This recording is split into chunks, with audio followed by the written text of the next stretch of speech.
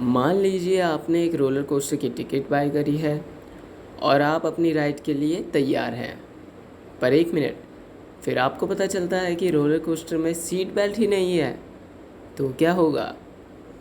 ऐसे ही stock market में invest करते समय सीट बेल्ट का यूज़ बहुत इम्पॉर्टेंट है। मेरा मतलब पोर्टफोलियो डाइवर्सिफिकेशन से है। इससे आप रिस्क भी कम रहेगा और आप सेफ भी रहेंगे। हेलो गाइस, मनी धनी चैनल में आपका स्वागत है।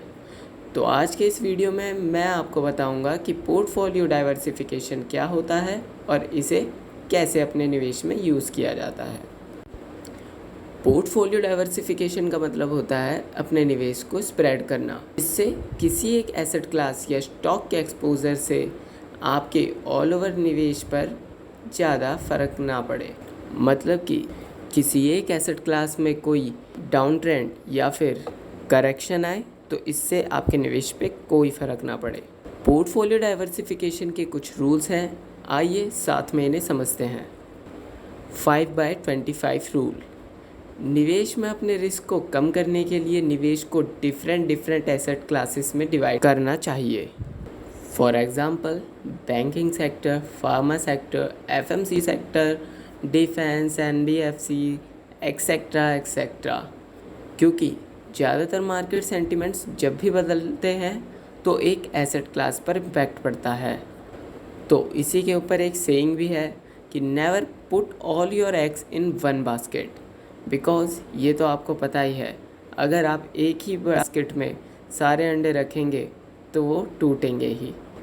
तो इसलिए 5 अलग एसेट क्लासेस में अपना निवेश करें और हर क्लास में 25% तक ही इन्वेस्ट करें, जिससे आपका पोर्टफोलियो सेफ भी रहेगा और इसमें रिस्क भी कम रहेगा और लॉन्ग टर्म में आपको बहुत ही उम्दा रिटर्न्स मिलेंगे। Second rule, invest in a handful of companies you know. जी हाँ, ऐसे स्टॉक्स में इन्वेस्ट करें जिस पर आप ट्रस्ट करते हैं और उससे आप परिचित हैं। इंडियन मार्केट में मैं कुछ कॉमन स्टॉक्स का नाम लेना चाहूँगा, जैसे Dabur, Marico, HUL and Maruti Suzuki etcetera. बिना किसी इन्फॉर्मेशन के और किसी और के एडवाइस से अपना पैसा रिस्क में ना डालें, इससे आपका हार्ड अर्न मनी बहुत ही जल्दी रिस्क में जा सकता है। Third rule, know when to get out. इसका मतलब है डाइवर्सिफिकेशन का मतलब ये नहीं कि आपके निवेश में ऑटो पायलट लग गया। अपने निवेश में बाइंग, होल्डिंग, प्रॉफिट बुकिंग कब करनी है, ये पता लगाने के लिए अपने चुने हुए स्टॉक्स पर टाइम टू टाइम नज़र रखनी चाहिए, ताकि आप अपने पोर्टफोलियो को मैनेज कर सकें। ऐसा करने से आप अपने लॉस को कट कर सकते हैं। डाइवर्सिफिकेशन और इन स्ट्रेटजीज़ की हेल्प से आपको इकोनॉमी के वर्स्ट टाइम में भी ज़्यादा नुकसान नहीं होगा, जैसे कि इस कोविड-19 पेंडेमिक में हुआ। इस वर्स्ट टाइम में सारा मार्केट डाउन ट्रेंड जा रहा था, वहीं pharma stocks all time high बनाते हुए अप ट्रेंड होल्ड कर रहा था। इससे आप डाइवर्सिफिकेशन का इम्पोर्टेंस समझ सकते हैं।